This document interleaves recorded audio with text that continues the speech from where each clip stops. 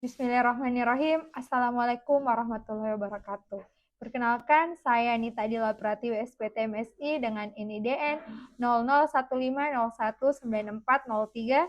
Saya merupakan dosen di program studi S1 Peternakan, Fakultas Peternakan dan Perikanan Universitas Sulawesi Barat. Bidang keilmuan saya adalah sosial ekonomi peternakan.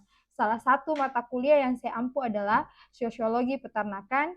Mata kuliah ini diberikan pada semester 2 dengan bobot 2 SKS. Mata kuliah sosiologi peternakan mempelajari tentang ruang lingkup sosiologi, proses sosial, interaksi sosial, stratifikasi sosial, kebudayaan dan masyarakat, kelembagaan masyarakat, perubahan sosial, gender dan pembangunan peternakan, modal sosial di bidang peternakan, pemberdayaan masyarakat, dampak sosial dari kebijakan pemerintah di bidang peternakan. Capaian pembelajaran mata kuliah atau CPMK Sosiologi Peternakan antara lain, CPMK pertama, mampu menjelaskan prinsip kehidupan dalam bermasyarakat, berbangsa, bernegara, serta mengaplikasikan prinsip diri sebagai warga negara yang bertanggung jawab. Yang kedua, mampu membedakan kategori masyarakat dan lingkungan sekitarnya. Yang ketiga, mampu mengidentifikasi dan merumuskan permasalahan sosial dan saling keterkaitan antar disiplin ilmu sosial dalam memecahkan masalah sosial. Materi atau bahan kajian pada mata kuliah sosiologi peternakan ini yang pertama adalah teori konsep urgensi dan ruang lingkup sosiologi peternakan, proses sosial dan interaksi sosial, stratifikasi sosial, sistem budaya masyarakat peternak, kelembagaan masyarakat dan aplikasinya di bidang peternakan, gender dan aplikasinya, bentuk dan fungsi kelompok tani pada masyarakat tani ternak, perubahan sosial pada masyarakat petani peternak, modal sosial pada masyarakat peternakan, dan yang ke-10, bentuk pola kekuasaan relasi kekuasaan masyarakat petani peternak, bentuk pemberdayaan masyarakat peternak, dampak sosial kebijakan pemerintah di bidang peternakan. Untuk mendukung kegiatan pembelajaran di kelas, saya menggunakan berbagai literatur dan berbagai jurnal, baik dari jurnal yang saya gunakan itu jurnal nasional maupun jurnal internasional. Pada mata kuliah Sosiologi Peternakan, pembelajaran menerapkan dengan menggunakan sistem DAA, Delivery, Interaction, dan Assessment, yang berorientasi pada capaian pembelajaran. Delivery yang saya lakukan melalui penyampaian materi menggunakan cara interaktif, presentasi, video, studi literatur, dan studi pembangunan pemahaman konsep sosiologi peternakan. Interaction kami wujudkan melalui diskusi kelompok, tanya jawab, analisis studi kasus, presentasi, dan pemecahan masalah yang berkaitan dengan sosiologi peternakan seperti perubahan sosial, modal sosial, dan pemberdayaan masyarakat. Sedangkan asesmen yang dilakukan secara berkelanjutan melalui kuis, penugasan individu dan kelompok, presentasi, analisis studi kasus, UTS, dan UAS yang menggunakan rubrik penilaian yang mengukur ketercapaian CPMK dan sub-CPMK sesuai prinsip outcome-based education. Demikian penjelasan singkat tentang mata kuliah Sosiologi Peternakan. Selanjutnya, mari kita saksikan cuplikan pembelajaran di dalam kelas mata kuliah Sosiologi Peternakan pada pertemuan ke-9. Assalamualaikum warahmatullahi wabarakatuh. Assalamualaikum warahmatullahi wabarakatuh. Waalaikumsalam warahmatullahi wabarakatuh. Pertemuan mata kuliah sosiologi peternakan di materi ke-9 itu tentang perubahan sosial pada masyarakat petani peternak. Nah, sebenarnya perubahan sosial ini itu ada dua pertemuan ke-9 sama pertemuan ke-10. Hari ini kan kita sudah masuk di pertemuan ke-9. Nah, jadi pertemuan ke-10 itu akan ada metode diskusi pemecahan masalah yang akan di akhir pertemuan nanti saya kasih tugasnya. Jadi metode pertemuan ke-10 gantian lagi kita. Nah, pertemuan ke-9 saya berikan sedikit gambaran tentang apa sebenarnya itu perubahan sosial yang terjadi pada masyarakat petani peternak. Di mata kuliah ini, sub CPMK atau capaian pembelajaran mata kuliah itu mampu menjelaskan dampak dan bentuk perubahan sosial. Dengan indikator itu kalian harus mampu menjelaskan definisi apa sebenarnya itu perubahan sosial, terus mampu menjelaskan bentuk dari perubahan sosial, dan mampu menjelaskan tentang apa sebenarnya itu revolusi hijau dan hubungannya dengan perubahan sosial.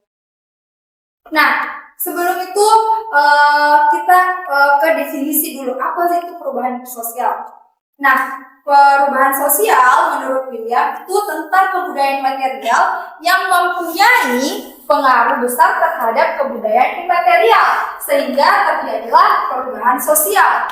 Nah, definisi kedua menurut Gillen dan Jin, perubahan sosial ternyata itu adalah suatu variasi atau sesuatu yang lain yang timbul dari cara-cara hidup yang telah diterima, dapat disebabkan perubahan dalam kondisi geografis maupun komposisi penduduk. Terus yang ketiga, ada definisi ketiga, ahli yang ketiga yang mengatakan adanya modifikasi-modifikasi dari faktor eksternal maupun internal dalam pola-pola kehidupan manusia. Selanjutnya, yang keempat, perubahan sosial itu mencakup semua aspek perubahan dalam lembaga suatu masyarakat yang dapat mempengaruhi sistem sosial, termasuk nilai, sikap, dan perilaku kelompok dalam masyarakat tersebut. Nah, sampai di sini ada yang bisa menyimpulkan sebenarnya apa itu perubahan sosial. Karena kita sudah baca ada 4 ahli yang mengatakan apa itu perubahan sosial. Dan yang bisa menyimpulkan apa itu perubahan sosial. Oke, silakan.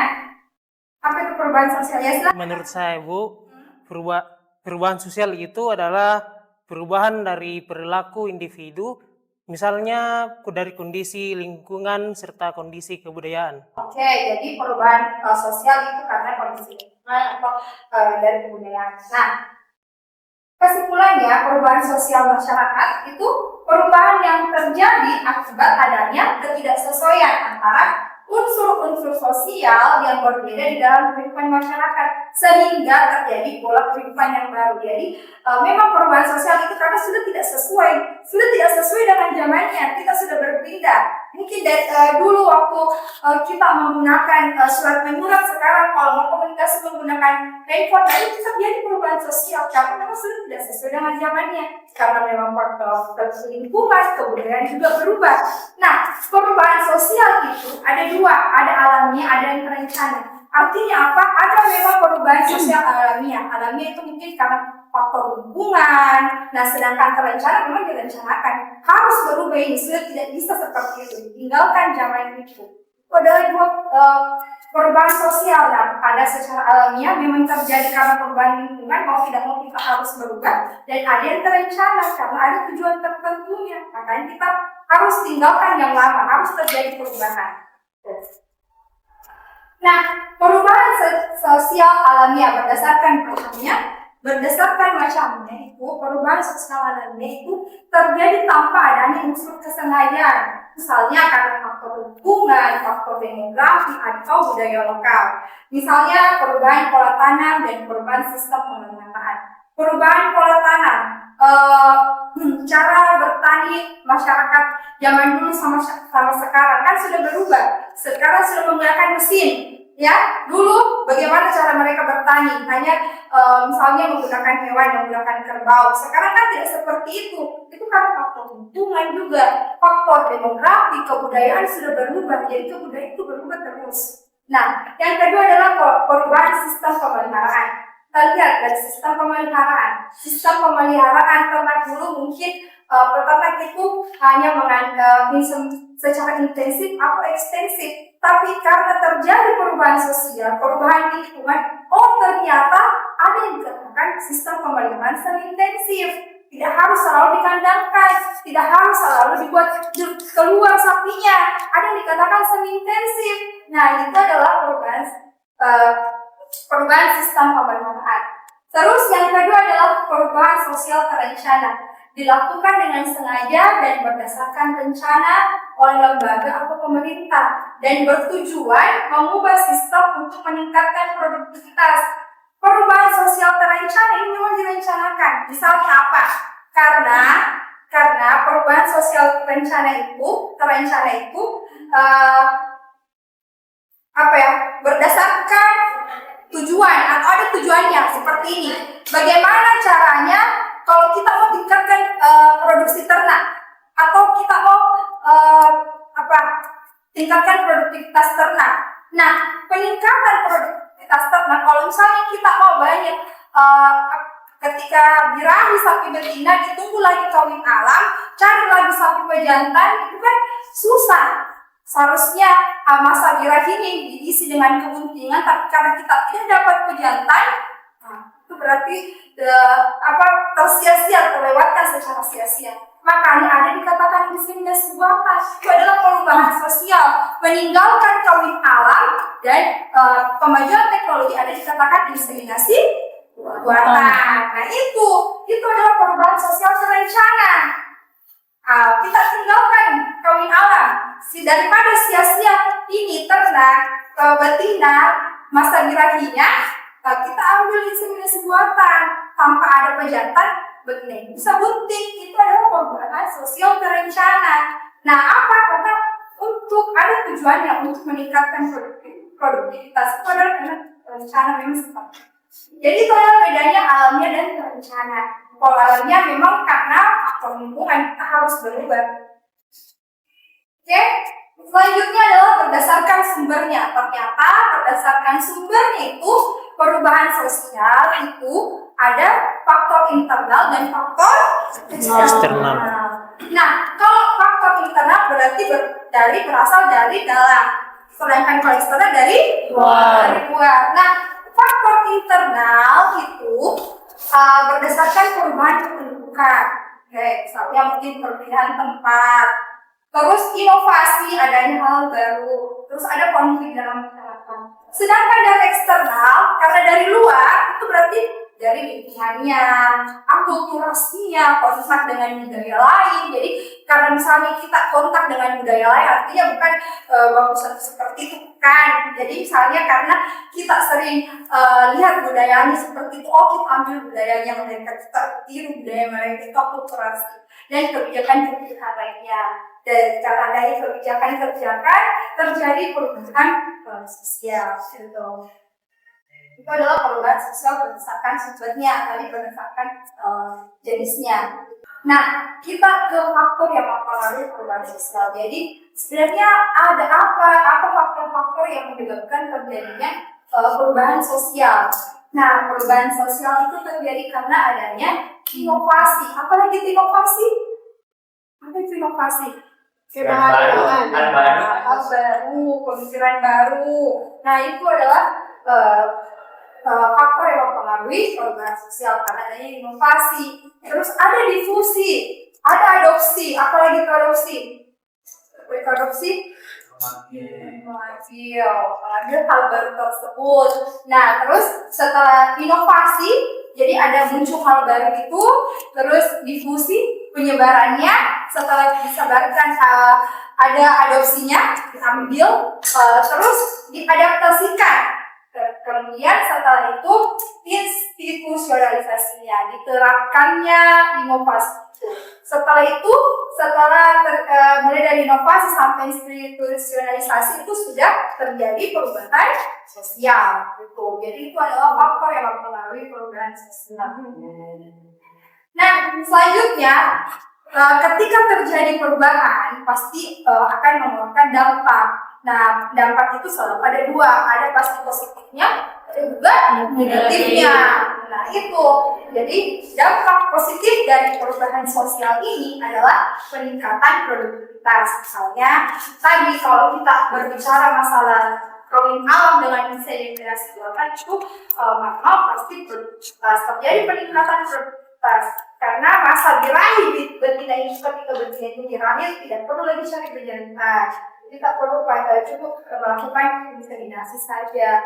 Efisiensi waktu, efisiensi tenaga itu semua menghemat semuanya, dan ketika terjadi itu pasti ada peningkatan pendapatan bagi ternaknya karena banyak anak sapinya seperti itu.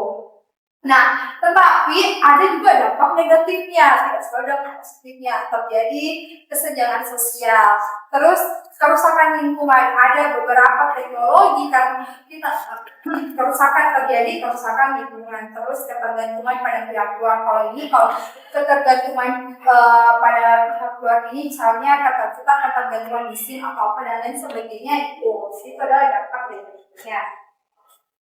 Nah, selanjutnya apa itu revolusi hijau? Ternyata revolusi hijau itu adalah suatu gerakan modernisasi pertanian yang dilakukan secara terencana. Berarti perubahan sosial revolusi hijau ini masuk di alamnya apa terencana? Terencana. Jadi revolusi hijau ini masuk di perubahan sosial secara terencana. Nah, contohnya karena memang untuk meningkatkan produksi pangan melalui inovasi teknologi.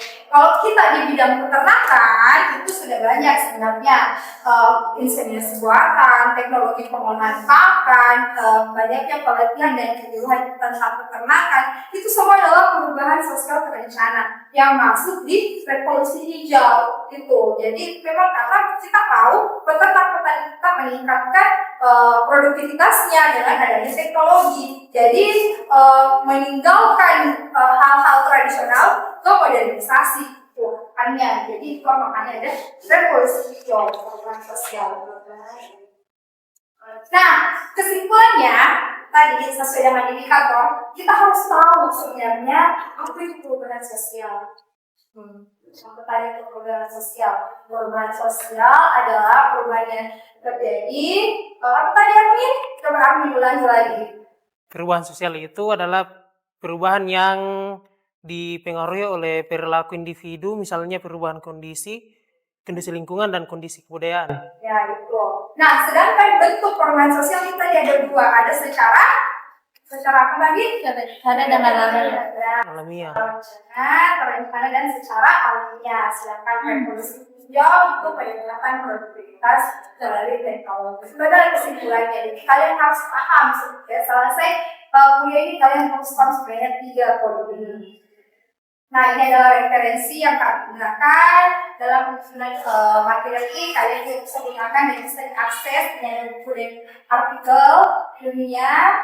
Nah, selanjutnya sesuai dengan penjelasan saya tadi di awal tentang tugas, ada 2 artikel.